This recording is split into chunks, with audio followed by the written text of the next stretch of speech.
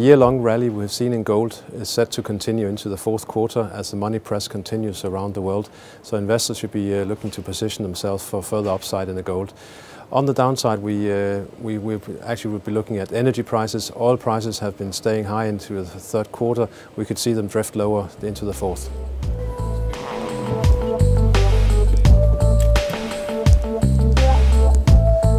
During the middle part of 2012, we have seen precious metals such as gold, silver and platinum spend most of the time trading sideways.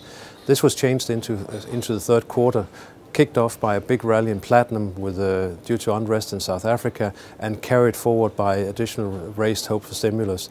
That stimulus was provided eventually by central banks in the US, in Europe and Japan, and this is ensuring record low interest rates globally in the foreseeable future, which will continue to support precious metals such as gold.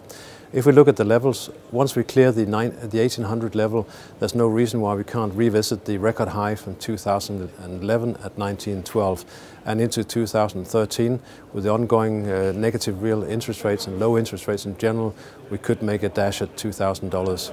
On the downside, investors have to be careful and worried if we break below 1550. That is really the big line in the sand. So be careful and keep an eye on that if we should, for any reason, run into a correction. Following a major correction in energy markets back in the second quarter, we saw the Q3 with positive price action.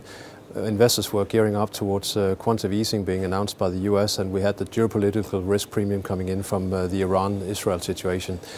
Going into the fourth quarter, we actually think that fundamentals at the moment doesn't stack up and doesn't support high energy prices. So from current levels above 110, we actually see prices drift down to between 105 and 110 in the last quarter before eventually moving high again in 2013. So we expect the average price for 2012 probably to end just a little bit above $110.